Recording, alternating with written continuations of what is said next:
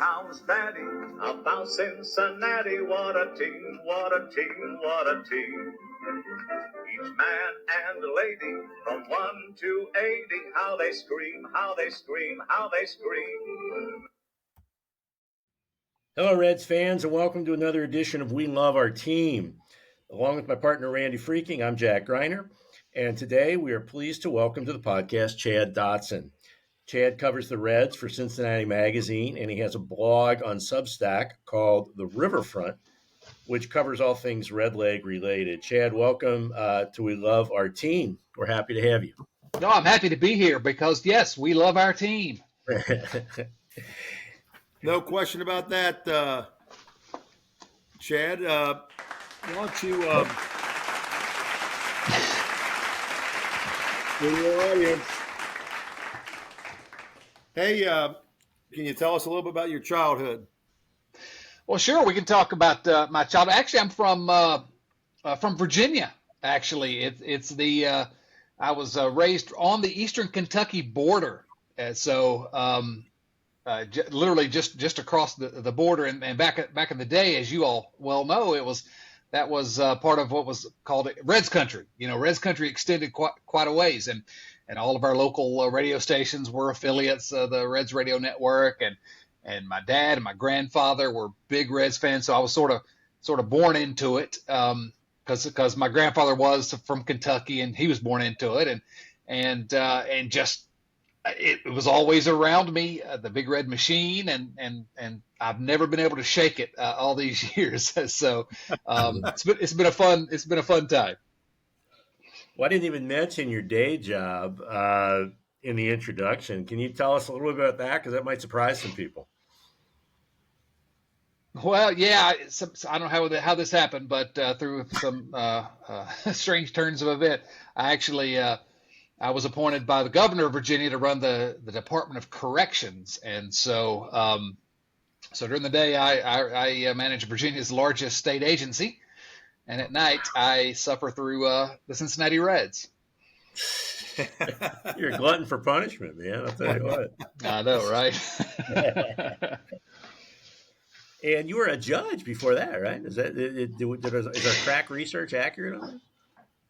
I'm telling you, your research team is working overtime these days. Yes, I was a judge for about a decade and a half. Actually, I was appointed relatively young to be a judge, and you know, during that time, I got it. And we can talk about how I got into writing about the Reds, but that's when my writing career sort of took off a little bit. But it's sort of a strange background for someone to be a Reds writer and have that background of having been a judge. But I guess that means that, you know, when I make a ruling about the Reds, I'm always right. I've never been appealed, so everything I say about the Reds is accurate. So right. No complaints from the jury box. That's hey, great. Chad, tell us about your journey from Georgetown Law School to being a blogger. I know you founded Red Leg Nation. But I don't know which. I did. So, you know, it really a strange journey. So I was appointed to the bench by the legislature, and writing has always been sort of a hobby. It's been something that I've done since law school. I really started in law school, and so when I was appointed to the bench, I thought, you know, I really want to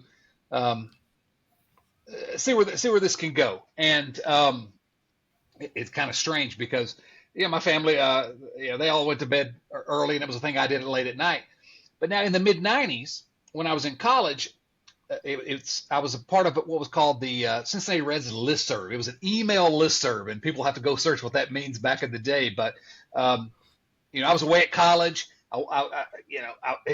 Back in the day, I actually had to go. My kids laugh at me. I had to go to a building to sign up for an email address. I didn't know what that was at the time. But we started talking about the Reds, and so when I took the bench, a lot of the friendships that I'd made on that list, I contacted a few of those guys. Said, hey, why don't we start a blog? That's the thing these days. This was 2005. Right. And let's start a blog because we love talking about the Reds. I love writing, and so let's combine all that. And then the blog, Red Leg Nation, was the blog. It's still around. I'm not involved day to day anymore, but still around. it basically took off. ESPN contacted me for a while. I was writing for ESPN, and Red Leg Nation was part of the ESPN network. And then, at some point, it's been, 12, 13 years now, Cincinnati Magazine reached out. And so I've been writing a weekly column about the Reds for Cincinnati Magazine now. And it's just, it's been fantastic. The magazine has been super.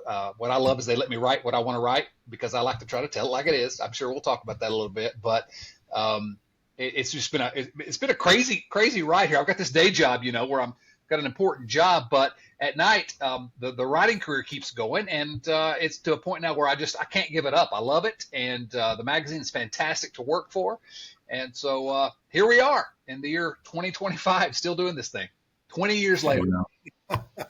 Well, and you've evolved. You said in 1995 everybody's doing a blog. Now everybody's doing a podcast, right? Right. Yeah. In 2007, started a podcast. We called it Red Leg Nation Radio at the time. It evolved into the Riverfront. And actually, just last week, as a matter of fact, I recorded my final episode on the podcast. I'm having to step back. I've got too many irons in the fire, and so, but it's continuing. Got my buddy Seth Shaner's now running it, and that podcast has been going 18 years now. It's just it's crazy how this thing has evolved. Wow, that's 2007 feels like we're an early adopter. I feel like. Very early, and early on we were doing it. Every few weeks we would have one. Actually, our second episode. It's funny to me. Our second episode of our podcast, our guest was Greg Rhodes, who I know has talked to you guys for this show. So it's all full circle here. We got crossover. When you're talking about ESPN, I was just looking up because I can't remember his name, but they had a guy who was kind of their legal correspondent. The guy now is named Ryan Smith, but the guy they had before that, I'm drawing a blank. But I got to go to a baseball game at Great American with him. Really nice. God, it's going to drive me crazy, but I'll think of it. But we were sitting in the diamond seats, and it was a night that Juan Francisco hit a ball out of Great American Ballpark. It was unbelievable, but loudest crack of the bat I ever heard in my life. Probably because I was so close and because he just absolutely crushed it. But you never thought about doing legal analysis for ESPN, did you? So no, I did not. Maybe you or I should have been that ESPN's legal analyst, but no. This guy, it was just funny. A really, really good guy, and he started.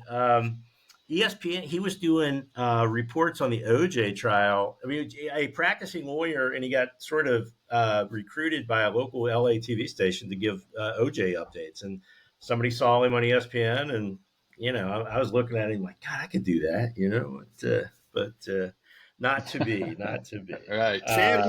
What are some of your earliest favorite Reds moments? Reds moments. Oh well, I'll tell you my earliest Reds moment was my first game ever at Riverfront Stadium. So this was 1983. I was, I think, 8 years old at the time, and maybe 9. And I can't remember if it was before or after my birthday. So all I had heard up to that point. So see, Chris Garber, who wrote the book with me, we'll get into that. I know in a little bit. Yeah. We're about the same age, and we sort of missed out on the Big Red Machine. I mean, I was alive during 74 or 75, 76, but I was 2, 3 years old. Don't really remember any of that. 1 or 2 years old. But anyway, but all I'd heard was about the Big Red Machine. And so 1983 was Johnny Bench's final season. And my parents, we decided that was the first of our, during the summer, that's what we did for vacation. We came and watched the Reds as many times as we could. So we got up there, the Reds were playing the Pirates, and I thought, I'm finally going to see this Johnny Bench guy that I've been hearing about my whole life. And so we get to the game, and if you remember his final season there, he was playing third base. And so we get to the game, and I'll never forget walking out. Everybody has this, not everybody, but a lot of people have this experience. You walk out and you finally see all that green, and it was that AstroTurf, but it was still gorgeous to me, finally getting to see the Riverfront Stadium turf. And we get there, we get to our seats, we look up at that beautiful scoreboard, the starting lineups are announced, and Wayne Krenchicki's playing third base. Yeah, oh no. And I'm heartbroken because I didn't get to watch Johnny Bench. But the next day they were playing at home again. That was a Sunday, and I was begging my family, let's go back. We got to go see it. And everybody else in the family wanted to go to Kings Island, so I never got to watch Johnny Bench. That's my earliest in-person memory of the Reds, is being heartbroken because I didn't get to see Johnny Bench in his final season. Well, maybe it's better that you never saw Johnny Bench play third base, because that was a little painful. But Wayne Krensicki, wow. Yeah. Do you know anybody? I was thinking about this today because we were talking to somebody else, and I do you know anybody that calls Riverfront Stadium Synergy Field? I mean, no, I think you're telling on yourself. If you call it Synergy Field, you're telling on yourself. It's always going to be Riverfront to me. No, I totally agree. Yeah, Chad, maybe if you're an executive at Synergy, but I thought you were going to talk about Johnny's last game when he hit the home run. I thought that was one of those more special nights in Riverfront for sure. Yeah, incredible. We wrote about it in the book, of course, but I wish I'd been able to be there. But just an amazing evening, and one of my cousins was actually there, and they have a certificate for being there for Johnny Bench Day, and I actually have that. They gave it to me. I would have given anything to be there that day, but no, I was there for Wayne Krensicki Day. No bobblehead. You don't have a Wayne Krensicki bobblehead, though. Unfortunately, no. Do you feel like you've got to keep some arm's length? I mean, I feel like some journalists and sports writers, beat writers, I think, don't really want to be identified as a fan. I mean, is that how do you feel about that? Sure. Well, first of all, I don't think I really consider myself a journalist, frankly. I'm more of a columnist, and so that does give me a little bit of distance. But from the beginning, and this is where Cincinnati Magazine has been so good to me, I've tried to, I don't declare myself the voice of the fan or anything, but I've always been upfront that I'm writing from the perspective of a fan, and what a fan wants to see, and how a fan might think about what's going on.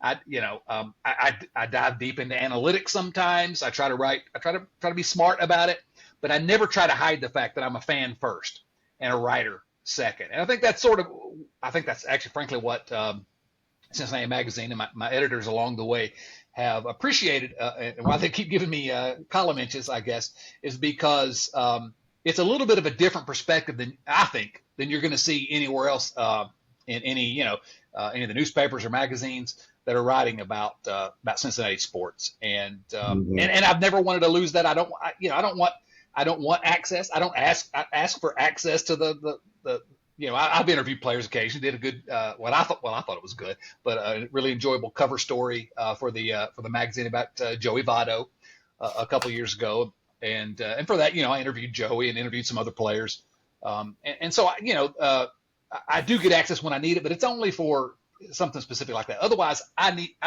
can't. I feel like I have to tell the truth from a fan's perspective, and I don't need to get too close because I don't want to be influenced, frankly, to be honest with you, because I think part of what has appealed about my column over the years is that I don't mince words. I tell like I see it from a fan's perspective.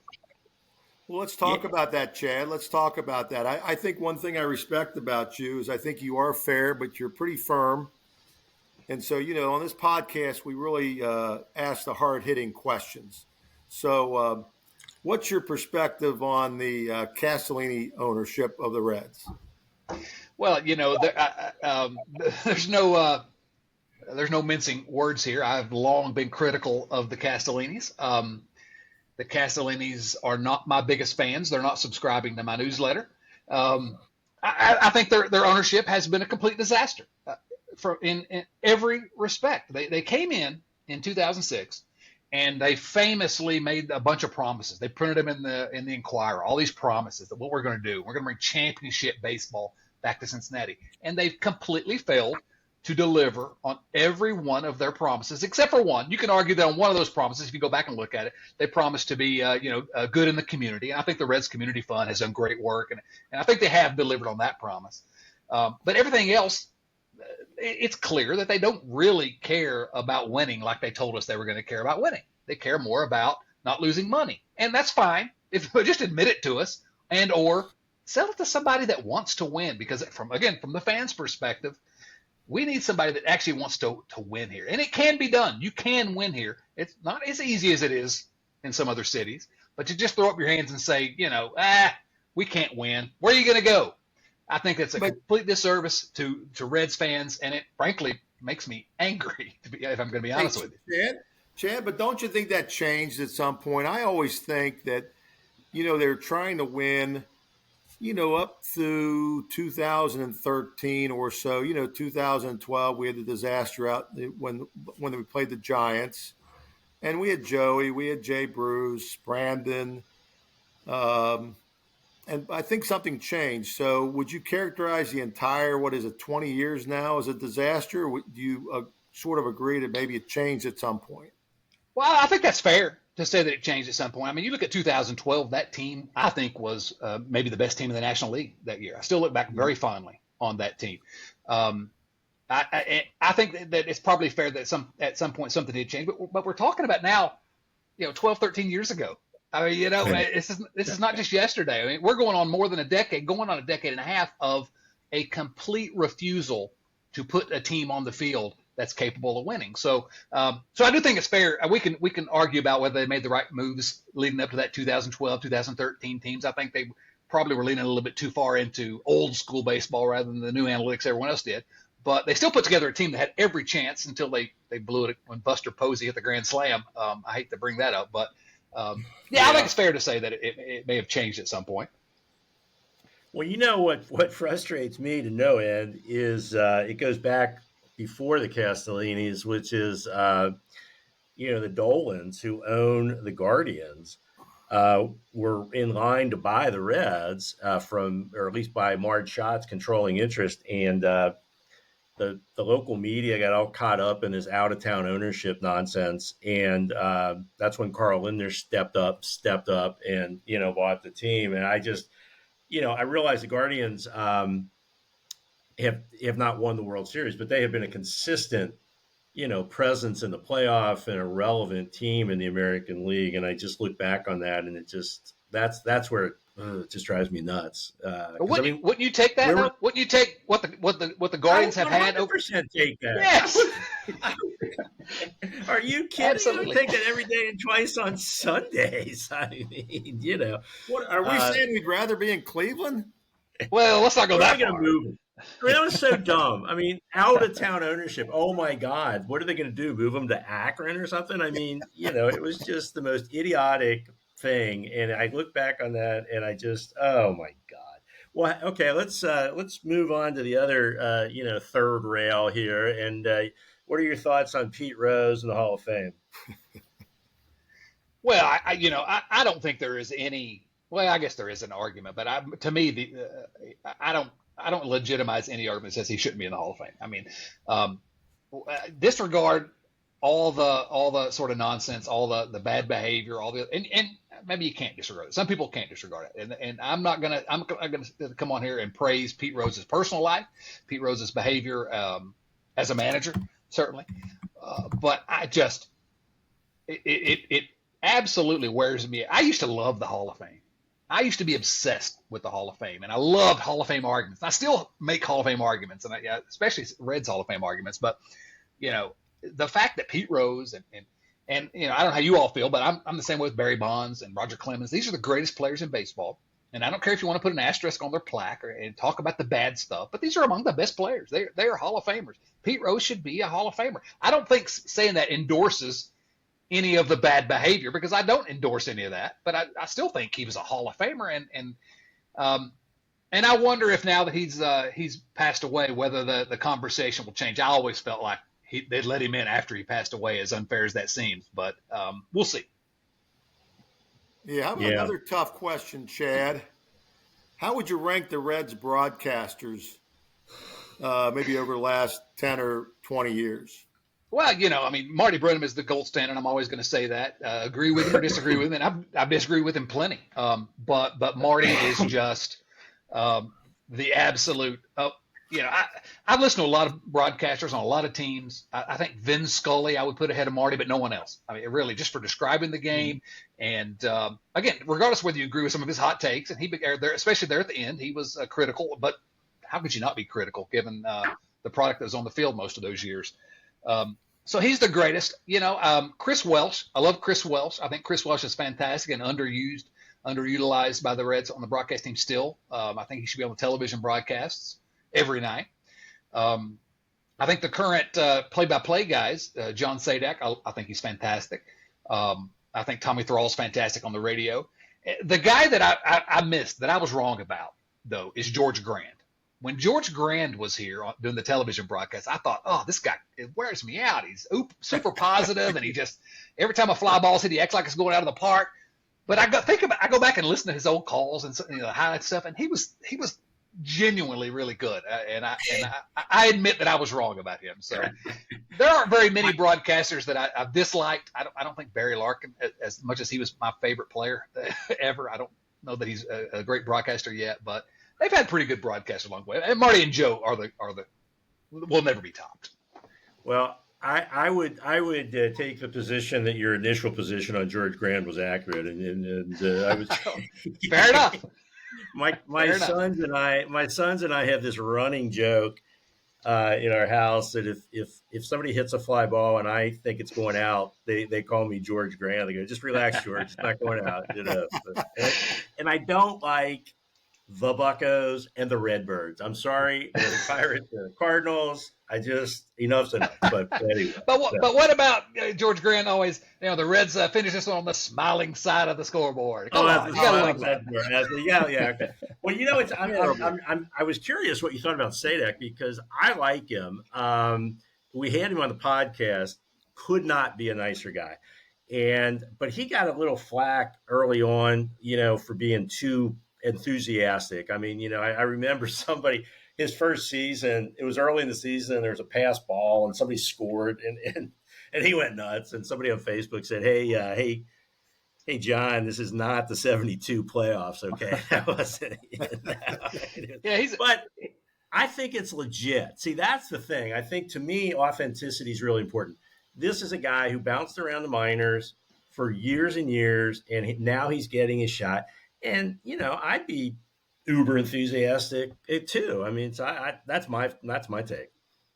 Hey, Chad, let's talk about your pride and joy. I think it up there on your list anyway. Your book, the Big 50, the Cincinnati Reds, the Big 50, the men and moments that made the Cincinnati Reds.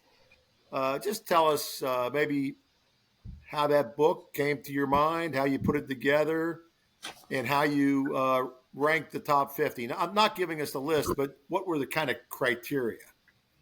So, absolutely. And, well, I appreciate that. Thank you. Chris Garber, my co-author, he's one of those guys that was on the old email listserv with me back in the 90s. And he wrote with me at Red Leg Nation. And at one point we had this idea of writing a book, the 50 greatest games in Reds history. And so we pitched it around and landed with one publisher, and then that publisher decided to stop publishing sports books. So another publisher jumped up, and they had an idea. They wanted to sort of shift it to be the 50 men and moments. And we thought about that. And we thought, oh man, that's an interesting sort of thought project for us. How do we figure out the 50 greatest men and moments? And the way we looked at it was, who are the 50 players or moments that Reds fans absolutely needed to know about if you were coming to this from not knowing much about Reds history at all. And so when we approached it, we went back and forth and argued a little bit. Not a lot, but we wanted to accomplish two things with the book. I think we did accomplish it. I'm really proud of it. The revised edition, by the way, is on bookshelves now, all your bookstores and online. We wanted, if you were a brand new Reds fan and knew nothing about the history, we wanted this to be entertaining, not just dry, not full of numbers and all that, but telling stories, and you'd be engaged, entertained the whole time. But we also wanted every single chapter, even if you were the biggest Reds fan on earth, every single chapter, we wanted something new in that chapter that you didn't know. And the way we judged that was that Chris and I, we felt like we're pretty hardcore Reds fans. We had to find something we didn't know in each chapter. And so we did deep dives. We scrolled through, copies of old newspapers from going back from the beginning of the franchise. I read so many old sporting news newspapers, magazines that my eyes started to hurt. And we feel like in every single chapter, we found something that we didn't know. And so we hoped that meant that other hardcore Reds fans wouldn't know. And so the final product was our top 50 is arguable. We have them roughly in order, but I'm not wedded to it. If you want to argue that something's better than the other, that's the purpose of a book like this, to sort of engage some of those arguments. And I'm really proud of the finished product. Well, I'm spoiler alert to our listeners. Number one on the list is Game 6 of the '75 World Series, which I totally agree with. But did you and Chris initially agree on that, or was there any disagreement among the two of you? There was a little disagreement in that, did we really want number one on the list to be a game the Reds lost? They lost, right? Yeah, right. Ultimately, I guess, given how the Reds have played most of the last 3 decades, we thought, well, that's actually in some ways, it's, that's a perfect way to describe the history of the Reds. But I don't know. It was just such an important game in the history of baseball, of the sport, that we couldn't decide whether or not we wanted it to be number one, but we knew it had to be really high on the list. Yeah. And I think in the end, we agreed. This is the game. Well, that's funny. If somebody wrote a top 50 Red Sox moments, that might be number one in that book too. So. It might be, but let's remind the Red Sox fans who won that World Series. Well, they need to be reminded. They need to be. Johnny Bench said one time, the Red Sox won that series 3-4. So they think that. That game became a plot point in Good Will Hunting. So just that alone. It was pretty big. Hey, Chad, I was curious about an omission from your list of 50. Uh-oh, let's hear it. Which is one of the greatest moments, I think, in Cincinnati sports history, which was the night Pete Rose returned to Cincinnati in August of 1984. Well, that was an incredible night, and I believe, see, you've got me confused here. That was in the first edition of our book. I don't think we eliminated that. I'm going to have to look through the table of contents here. I think it might be in there. I'm going to confess, I read your book. I couldn't find it today when I was getting ready for this podcast, and I thought I remembered that maybe it wasn't in there, but maybe it was. Maybe I'm wrong. Chapter 35. It's number 35? Chapter 35. 36. Okay, there you go. Well, it was Return of the Hit King. Return of the Hit King. There you go. That's fair. Well, that was one of my favorite chapters to write because I went through a bunch of sort of original sources and pieced together the timeline of Pete Rose's whole day, starting at the very beginning, eating breakfast, all the way through when he actually. It was just that was a fun one to research. Did anybody, have you got any pushback from people that think 4192 ought to be number one? Yeah. Oh, sure. That's especially for those of us that remember that night. It was just such, and that whole summer chasing the record. It was for me, it was just the most amazing thing. And I didn't actually get to see the game that night, but I remember, somebody come and say, he just got it. Somebody was listening to it on the radio. He just got the hit. And so seeing the highlights later, and what were you doing? What were you doing? How did you miss it? If it must be said, I don't mean to be judgmental here, Judge, but what were you doing? Well, I believe it was a Wednesday night, and my parents had me at church. Actually, if I were going to be, so I think you were praying for Pete. Get that 4192. Well, I almost missed it. We were sitting. Well, Randy was there, but I was at my house. And our daughter was 2, and we had some people over, and we had our little black and now it's color, but it was by today's standard, it was tiny TV. And I guess she decided, he's coming up, and she must have decided she wasn't getting enough attention. So I swear to God, she goes up and turns the TV off. And about 5 people jumped, and we got it back on in time to see it. But that would have been just too much. That would have been too much.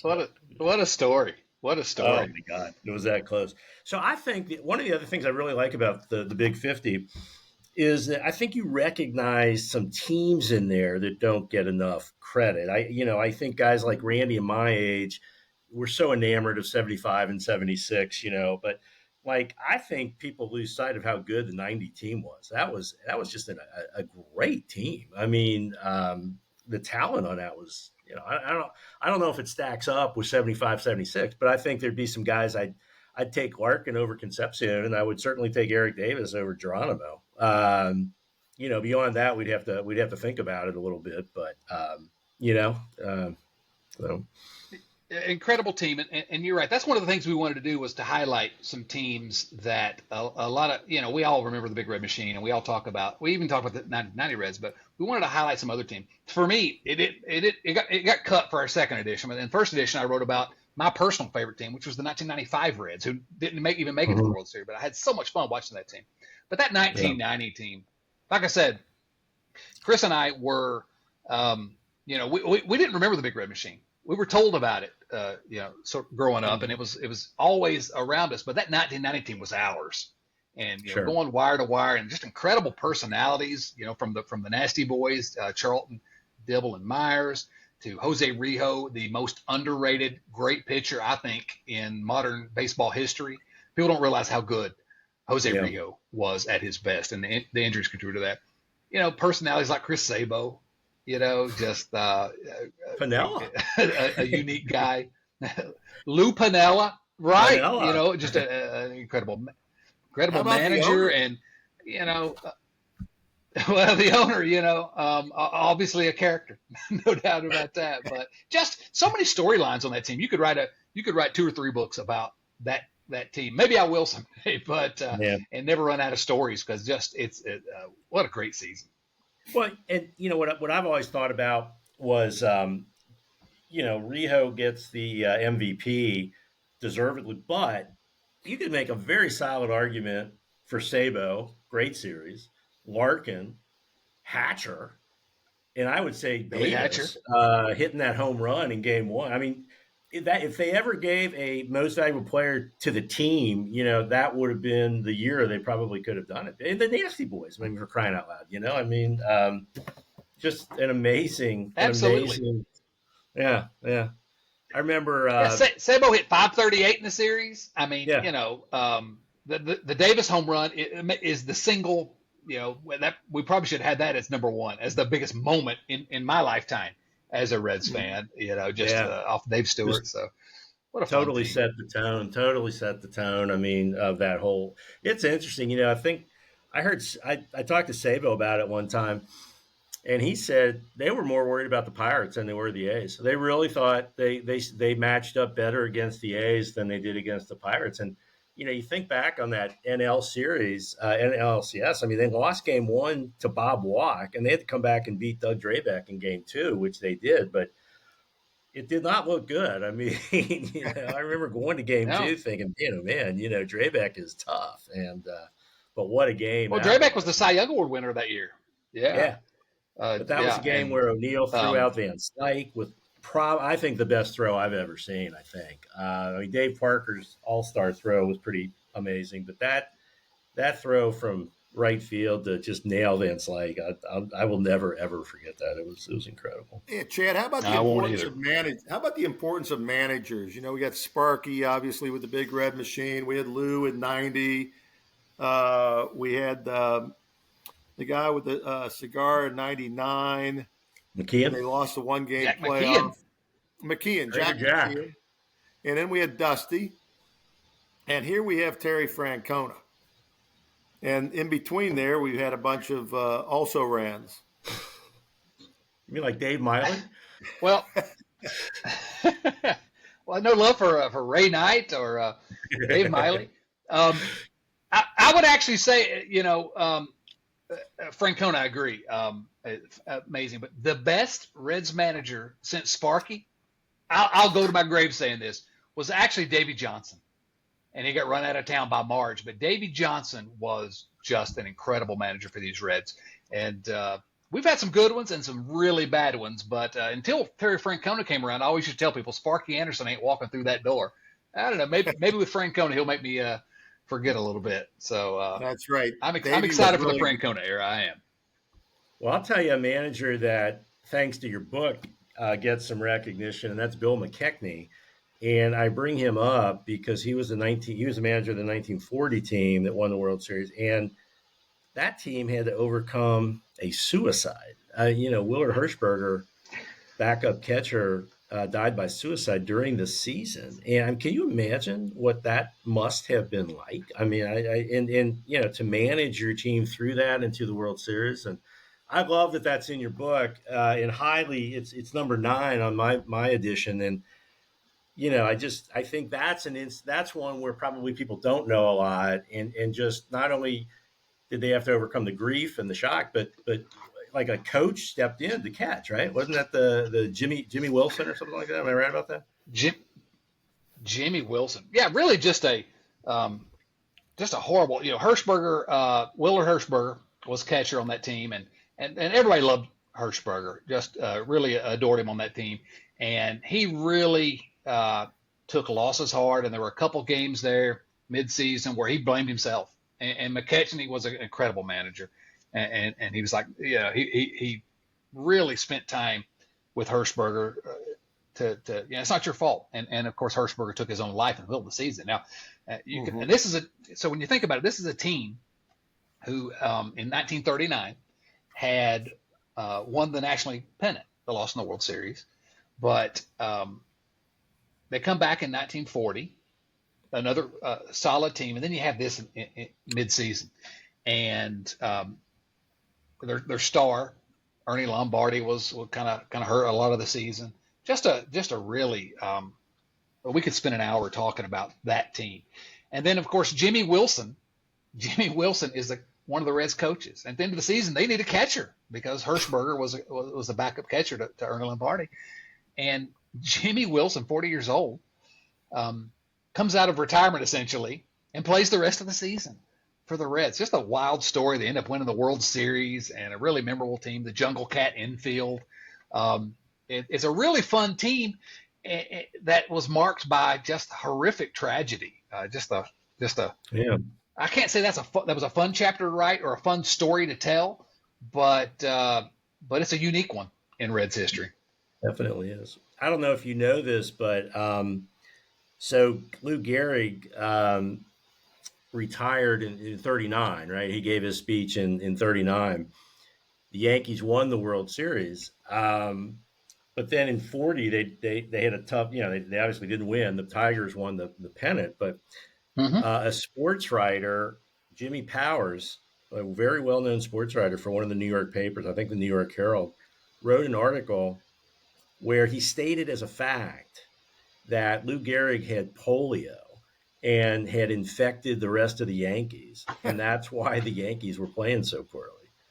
Gehrig brought a libel suit against him and got a settlement. I think they settled for, I think like $50,000, which back then was not peanuts. But that was just such an interesting little footnote to that whole thing. But, so times have changed, I hope. I mean, I think that I had never heard that story. Interesting. Yeah. It's interesting. Can you imagine? I mean, if you're Randy, that would have been, my God, because you were a plaintiff's lawyer. Can you imagine having a libel suit where, the guy pretty much obviously lied to a jury in New York and your client is Lou Gehrig? I mean, tee that up, right?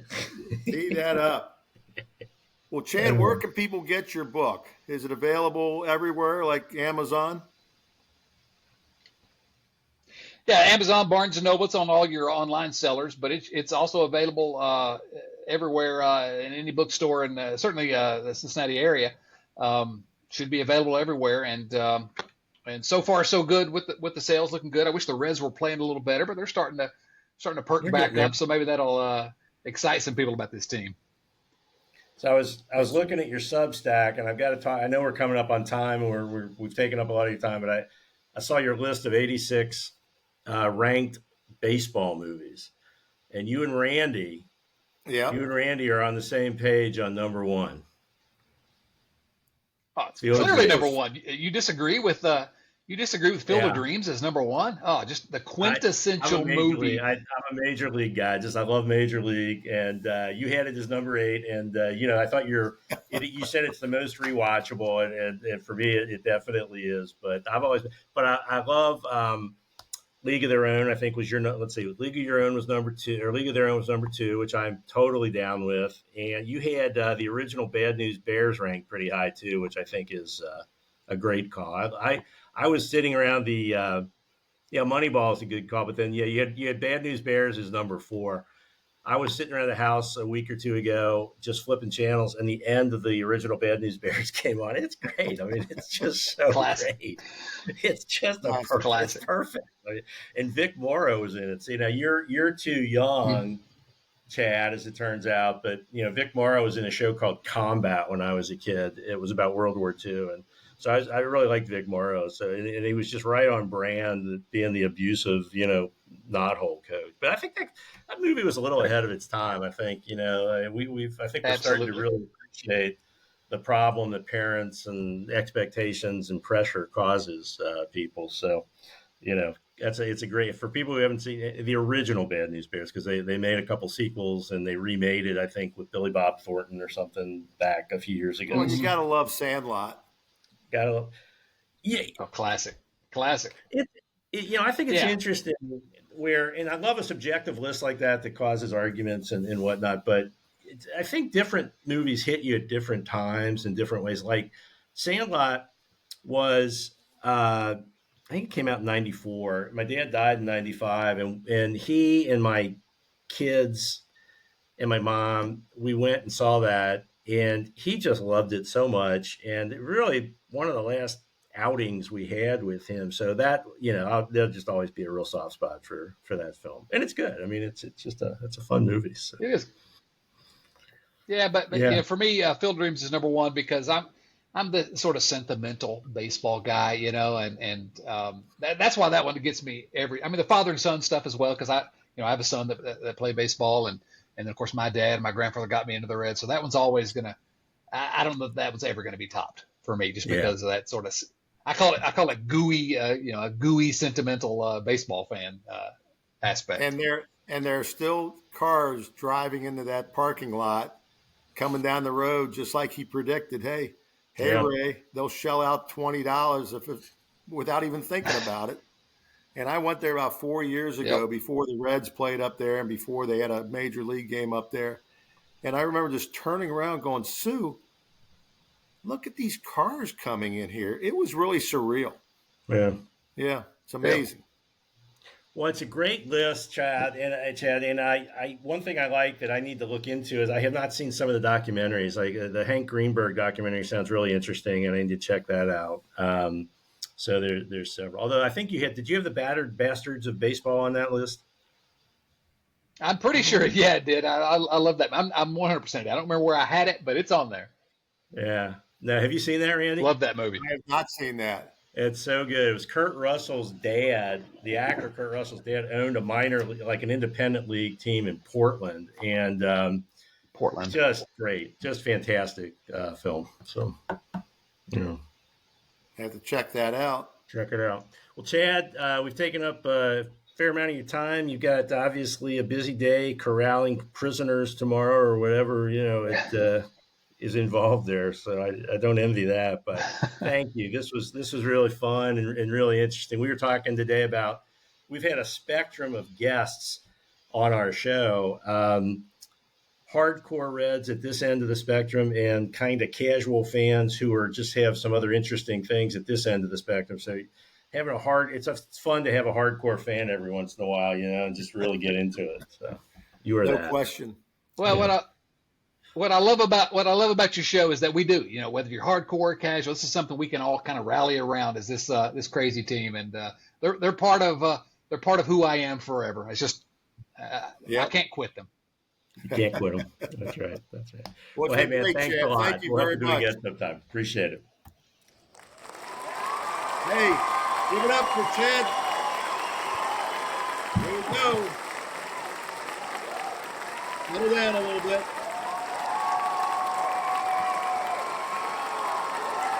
Where did you control these folks, Chad?